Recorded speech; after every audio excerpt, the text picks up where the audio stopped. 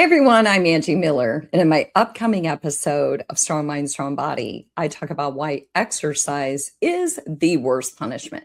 So, if you've ever gone to the gym to make up for a bad weekend, or counted a workout as a debt that you owed your body, or you found yourself hating working out but not quite knowing why, this episode is for you.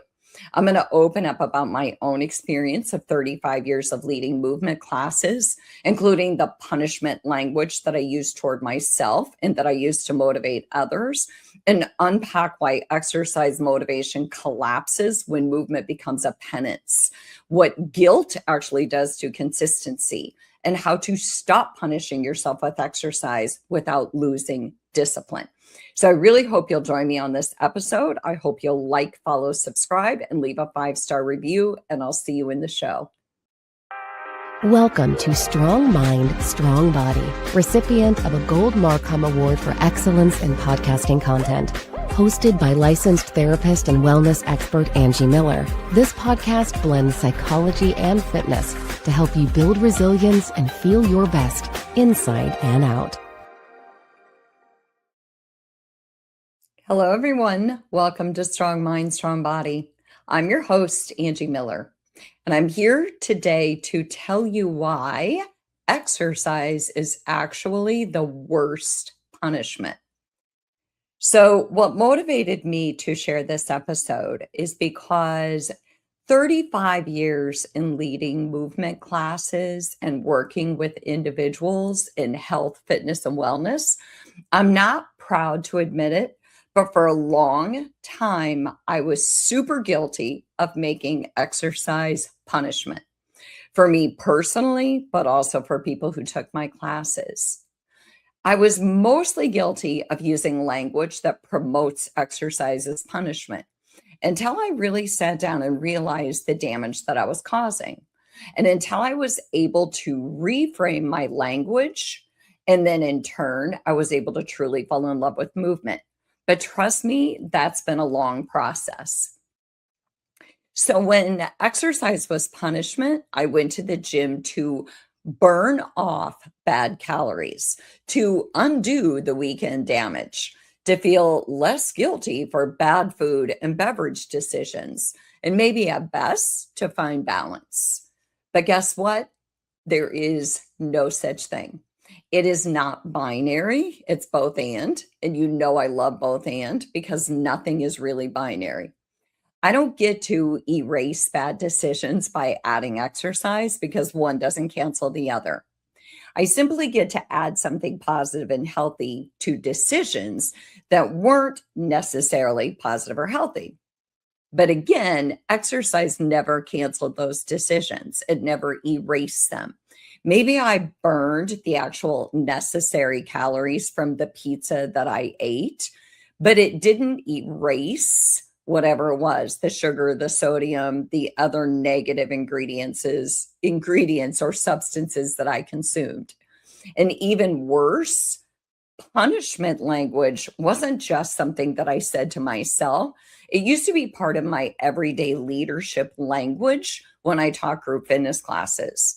I would say things like, come on, guys, let's burn off those bad decisions, or let's burn off our weekend calories, or that birthday cake, or that party that you went to, or let's earn that pizza, et cetera, et cetera. And now when I think about it, I want to cringe. I want to undo all of that doing. But I feel like it was so common years ago. And that's no excuse, but I'm just really glad I don't do it anymore. I am sad though, because I feel like when I take people's classes or I listen in on talk from trainers or fitness instructors, I still hear it. So my theory, I guess, is always control what you can. So I'm here to promote better, to do better, and to tell you why exercise is, in fact, the worst punishment. So I did an episode back in 2025, and it was called Words Matter, Motivation Beyond Aesthetics. And if you didn't hear it, I hope you'll go back and listen. But back then I asked you, what if the fitness industry's multi-billion-dollar obsession with aesthetics is actually failing us? Because think about the messaging that you encounter daily. How to shred those last 10 pounds, how to get beach body ready, how to burn the fat, or things like summer bodies are made in the winter. It probably sounds familiar, if not that exact terminology, then something along those lines. So the language permeating fitness culture is overwhelmingly focused on how we look rather than how we feel or function. And research suggests that this approach is failing to create sustainable motivation that we need for long term success. Not to mention, we dread the gym because we've told ourselves that the gym is essentially punishment. So, I want to talk about why words matter when it comes to fitness motivation and how, when we shift our language from aesthetic focus to intrinsically motivated, it can transform how we approach exercise. And not just how we approach it, but how we are able or not able to stick with it long term. So, if you're a fitness professional and you're looking for ways to motivate at a different level, or you're an athlete and you're seeking deeper motivation, or maybe you're somebody who listens to the show because you're just looking for exercise tips or health tips or wellness tips, this episode is for you. So, we're going to explore the science of motivation, the psychology of language, and practical ways that I think I can help you transform exercise from something that feels like punishment into something that brings pleasure. So let's dive in. So the fitness industry is worth hundreds of billions of dollars globally. And the vast majority of that marketing focuses on one primary motivator, which is that we all should look better, okay? Or we all could look better. Open any fitness magazine, scroll social media, you'll be bombarded with messages about getting ripped, getting the summer body. And it isn't just that the messaging doesn't work, the messaging's harmful. Research published by psychologists studying Fitspiration, content on social media, found that exposure to appearance-centered fitness messaging significantly decreases our body satisfaction, right? When we're constantly reading about why we should exercise to look different, it's making us look at ourselves or think about ourselves in a negative way. The findings spotlighted the potential harm of promoting unrealistic beauty ideals, which then leads to negative body image and it compromises our emotional well-being. But the language we use in fitness, it doesn't just describe reality, it creates reality. So when we frame exercise as primarily about changing our appearance, we establish a mindset that is based on a few things. It can lead to these things like conditional self-worth, like I'll be good enough, or I'll find a partner, or I'll get that job when I look different, or all or nothing thinking. If I can't get the perfect body, then why try? Or if I can't if I can't go 5 days a week, why even bother? Another thing that it can do to our mind is we get this thing where we're always seeking external validation. Like, I want other people to notice how I look, but that becomes a mind trap. Because then if they say, oh my gosh, you lost weight, our mind goes, oh, well, what did I look like before? And then if they don't notice, we're upset that they didn't notice. So it's kind of a double bind in our mind. And another one is shame-based motivation. So I look terrible. I don't look the same as I used to look. Therefore, I need to, quote, fix myself. And none of those mindsets are going to support a healthy relationship with movement. So check out these 4 sentences, okay? Not to analyze them, but just notice whether any of these sound like you. Okay. Have you ever heard yourself saying, you went to the gym that day, and so your friend says, do you want to go out for pizza tonight? And out of your mouth comes, sure, I've earned it. I went to the gym today.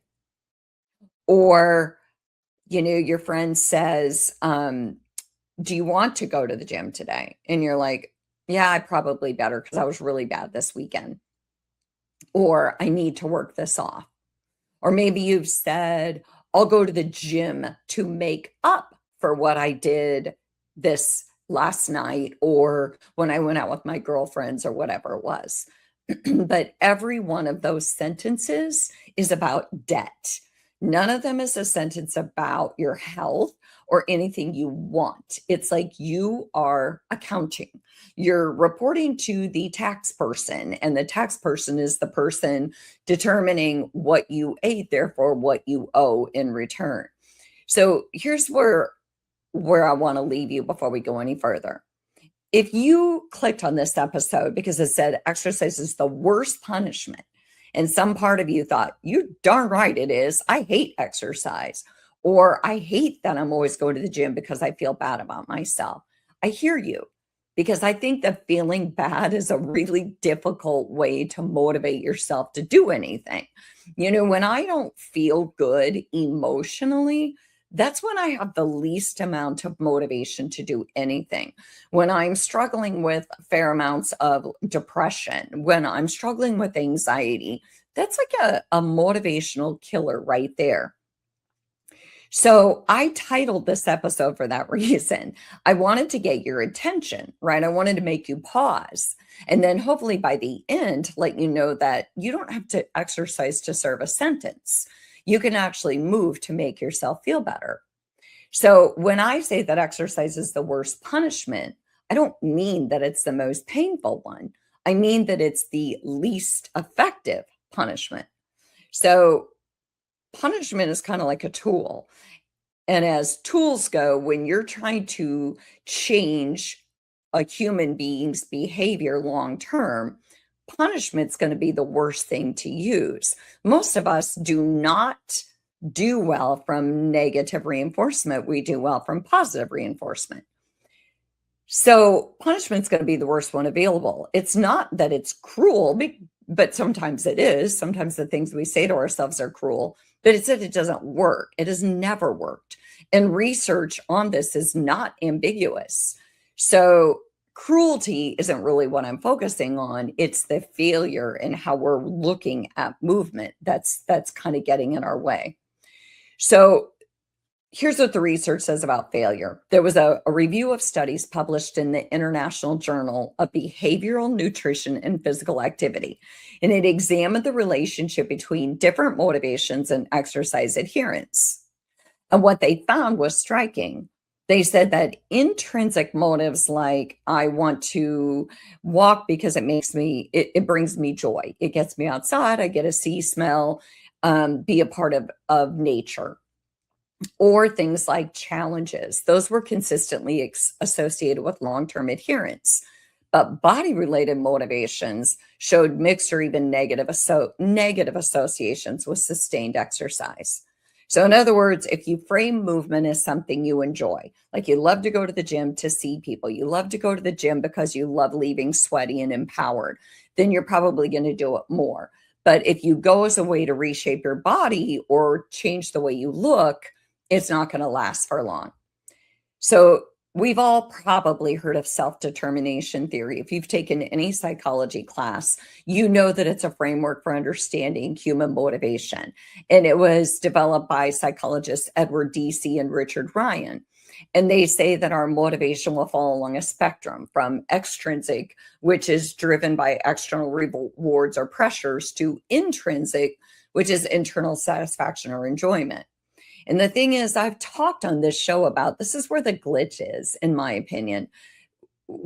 Our whole lives are built on extrinsic motivation. When we're going through school, we want the A.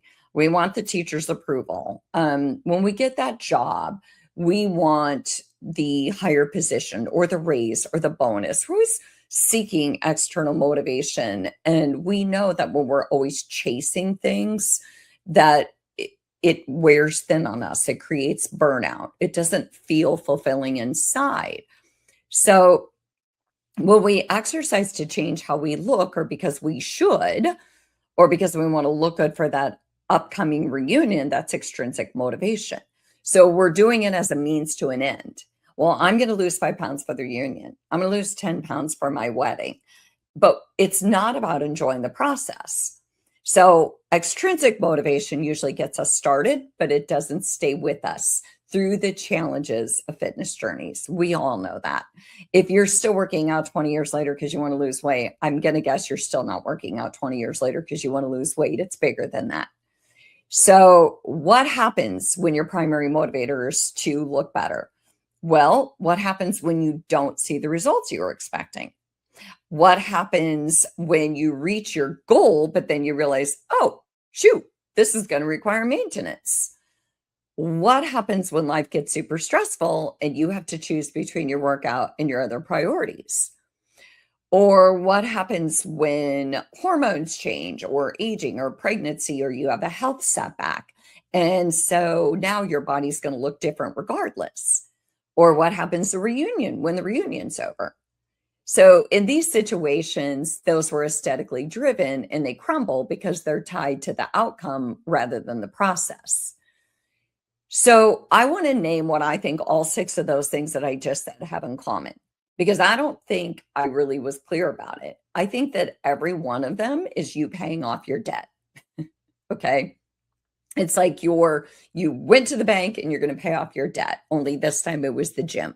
So punishment motivated exercise runs on balance. You did something, you ate something, you skipped something, you gained something, and now you owe something. And the workout, the exercise is the payment. And the thing about balance is that it refills.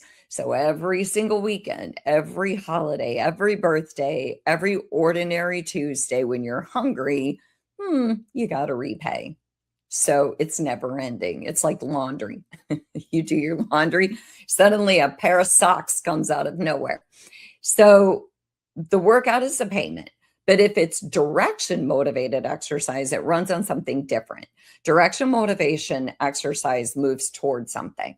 And you can move towards something on a bad week, a slow week, or a week where nothing went right. Because direction doesn't require that you have to have been good, right? Like it doesn't require that, like, well, I wasn't good this week, and so I have to pay off my debt. We can move forward despite whether or not we were good or not. So here's the part I want you to hear. What's the best possible outcome of a punishment workout? It's 0. You didn't gain anything. You just stopped owing, right? So that brings me to something I want to say to anyone who has started and stopped exercising. It's not that you're undisciplined. It's often that you're exhausted, you're unmotivated, or you're sick and tired of trying to chase an ideal that feels unachievable. So maybe you've been paying off a debt that never seems to clear, or it was never your schedule to set in the first place, or maybe the creditor keeps moving the number. In other words, the marketing just gets more and more outrageous. And at some point, a reasonable person, we just get sick of paying. We're like, well, I'm never going to come out ahead, so what's the point? So if you listen to my episode back in June that was called The Real Reason People Join the Gym, and it has nothing to do with the scale, what I'm about to say is going to sound familiar, okay? In that episode, I talked about weight loss, and I said that it was a proxy goal. And I said then that losing weight is almost always a proxy goal. And what I mean by that is it's a stand-in for something deeper that we're longing for. And so I use the but why method. And I said, if you keep asking but why to every answer that comes up, you're going to land somewhere that feels true. So I want to lose weight. That's why I'm exercising. But why? Well, because I want to look better. But why? And you just keep asking but why to get into your kind of internal value system. And there was a moment in that episode that I've given a lot of thought to. It was one of the examples where the person wanted to lose weight because their relationship had ended. And here's what I said about them. I said, that person's not trying to get healthy. They're trying to earn love. They're trying to prove that they are enough. And no amount of cardio is going to make them feel like they're enough. And that's really what today's episode is kind of about, because the scale is a proxy goal. Punishment is a proxy motivator. Both of them are borrowed. None of them are yours. And both of them will hold you for exactly as long as it takes for life to get hard again. So we act according to our values, not a number on a scale. So if aesthetic motivation isn't the answer, first of all, you're probably asking what I'm asking. Well, then why are we still marketing toward aesthetic motivation? When you figure that one out, please email me. Okay. So what is the answer? Well, I think to understand better approaches to fitness motivation, we have to look at what the research tells us about intrinsic motivation and long-term behavior change. So, like self-determination theory highlights three fundamental psychological needs that drive our intrinsic motivation. They said that we need to feel autonomy. We need to feel that we have a sense of ownership or agency over our actions and decisions. We're acting from our own volition, not because somebody else is telling us to do it. And that's throughout all of life. We need competence. So we need to feel like we can succeed in whatever it is that we're doing. So we want to feel capable in our actions. And then we also need relatedness. We want to feel like we belong and we have connection and we're accepted and we're valued by people. So when these three needs are met in our fitness experience, we are probably going to have much more intrinsic motivation, the type that's going to come from inherent satisfaction rather than external rewards or pressures. So there was a meta-analysis published in the Psychological Bulletin, and it examined how different types of motivation impact us across domains, including exercise. And the findings were clear. They said that autonomous forms of motivation, where we feel that we're exercising by choice and for personal reasons, predicted that we were going to be more persistent and we were going to perform better, right? Versus somebody exercising because somebody made them feel guilty or obligated, or they said something about their weight, or they said something that made somebody question the way they looked. So it's the difference between I should exercise to lose weight versus I could exercise because I want to feel better. But notice also that punishment violates all three of those at once. Punishment removes autonomy because you didn't choose your sentence. It removes competence because the goal then is to stop being bad rather than to be good. And it removes relatedness because shame is something we do alone. So which intrinsic motivators are more effective than aesthetics? So I'm going to give you a few. Actually, I think I have like 8.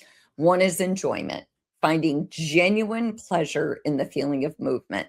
I'm going to tell you, I don't find genuine pleasure in HIIT classes. That is me, so I don't do them. I don't find genuine pleasure in boxing, so I don't box. Another one is competence, the satisfaction of developing skills and seeing them progress. I'm majorly motivated when I'm not good at something initially. That is just, I'm hardwired to get good at things I'm not good at. Another one is challenge. It's the engaging experience of pushing beyond your limits, your comfort zone. That's another one that I love. I love being given or giving myself a challenge. Another one is autonomy, the freedom to choose how we move our bodies. Another one is connection, which is, are we making social bonds formed through movement? Like I love to take walks with girlfriends. Another one is energy, the improved vitality and mood that comes from movement. And then there's stress relief, which is emotional regulation from physical activity. And then finally, there's health, which is functional improvements to our body systems, many and most that we cannot even see, right? So when we focus our language on these benefits, we tap into something deeper and more sustainable. And then more importantly, these motivators aren't based on specific outcomes. They are experienced in the process itself. So when I'm exercising, I'm getting stress relief. When I'm exercising, I'm getting more energy. When I'm exercising, I'm improving my connection. When I'm moving, I feel more autonomous, like I'm in control of my body. My competence increases. So if punishment is the worst tool, then what's the best one? Well, I'm not telling you that it's just positive thinking. It's not pretending that you love burpees. It's a change in the actual words that you use toward movement. And it's so much smaller than you think. There's so much nuance. So how do we go from appearance-based language to intrinsic motivation? So I'm going to share some examples. Instead of, I need to lose weight to look good in these clothes, that's punishment. How about, I want to move my body so I can feel good in my clothes? Or I want to honor my body so that I'll feel energized and strong when I put my outfit on for my, party that I'm going to Friday night.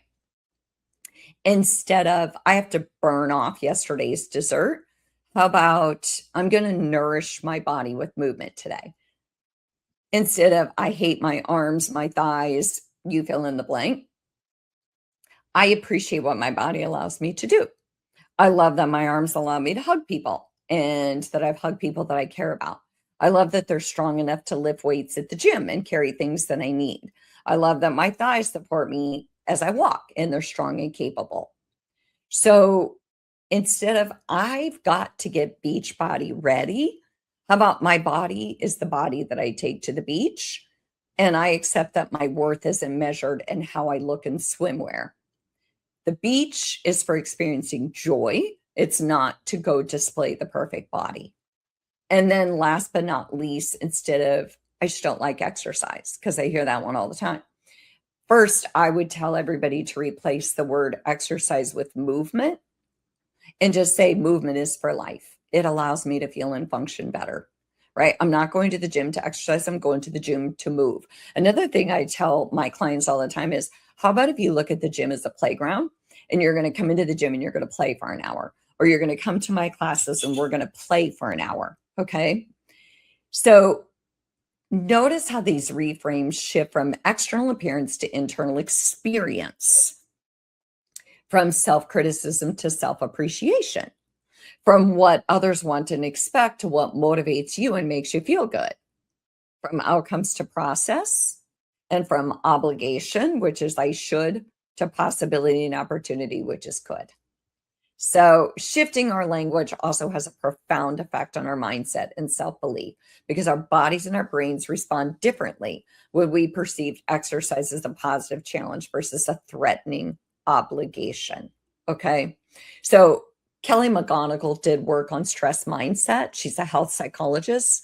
And she said that when we reframe how we view physical strain, such as elevated heart rate, it will change our physiological and psychological response. So let's say I get on the treadmill and I have this elevated heart rate and I start breathing really deeply. And I think of it as my body energizing. And that's like a welcome thing rather than, oh my gosh, I'm already out of breath. I'm not going to be able to do this. So if we can say, oh, wow, look at my heart rate, it's increasing. And that means that I'm getting stronger. And that means that I'm doing the right thing versus, oh my gosh, my heart rate's going crazy. That must mean I'm not strong enough. Of course, if your heart rate is going crazy, then that would be something you would need to pay attention to. So self-talk is really, really important. Okay. So the main thing is acknowledge effort over results. Recognize that setbacks are part of everybody's journey. Celebrate what your body can do rather than criticize what it looks like. Focus on how movement makes you feel than how it makes you look. And then validate the challenge of building habits while you affirm your capability. And then talk to yourself like you would a friend. A kind, compassionate, accepting language. These language shifts aren't just feel-good things. They're evidence-based approaches to help you sustain motivation. And they don't just work for you. They work for your friends, for your family, for your fitness classes, for whoever you are touching. Okay. So one last thing before I start to wrap up. When I did the episode in June and I was doing the but why chain, what really came up is when people think they're going to the gym to lose weight, when they started asking but why, but why, but why, the things that came up were they wanted to belong, they wanted to feel connection, they wanted to feel chosen, they wanted to feel worthy of love, they wanted to feel like they were seen, they wanted to leave a legacy, of being involved with their family and being healthy enough to be that way. They wanted longevity. They wanted safety. They wanted more time. They wanted self-trust, and they wanted to feel a better sense of integrity, like more self-worth through empowerment of their bodies. So movement isn't the payment you make toward those things, it's the access. Okay. Punishment says move and maybe someday you'll deserve to feel good. But I say it's a gift. Move and you get more out of life today. So I do want to say that I'm not judging anyone's motivation. If improving your appearance is a fitness goal and it works for you, that's valid. The issue arises when appearance becomes our only motivator, because research says that it's consistently not enough to sustain us long enough, because the words we use matter. Okay. So before you go, one thing I want you to take with you this week is just one thing. Catch yourself in a single punishment sentence. That's it. You'll know when you hear it. Okay. It'll have the words earn, burn, make up for, deserve. And when you catch it, don't fight it. Just ask one question. What can I do to, or what can I move toward instead? How can I move toward feeling better? How can I move toward sleeping better? How can I move toward personal empowerment? That's the whole practice. It's the same shape as the but why that I shared in June, but it's one question to ask honestly. So if you thought this episode was helpful or valuable, please share it with other people who might benefit. And I'd love to hear about your experience with shifting fitness language. So message me on social media or leave a comment when you listen to this on YouTube or on Spotify or Apple Podcasts. Until then, though, remember that your worth isn't measured by your appearance. Movement is a gift, not a punishment. So I'm Angie Miller, and I'm signing off on another episode of Strong Mind, Strong Body. I'll see you next time. Thanks for spending time with Strong Mind, Strong Body. Angie will be back with more tools to help you feel strong and centered. Like, share, and subscribe.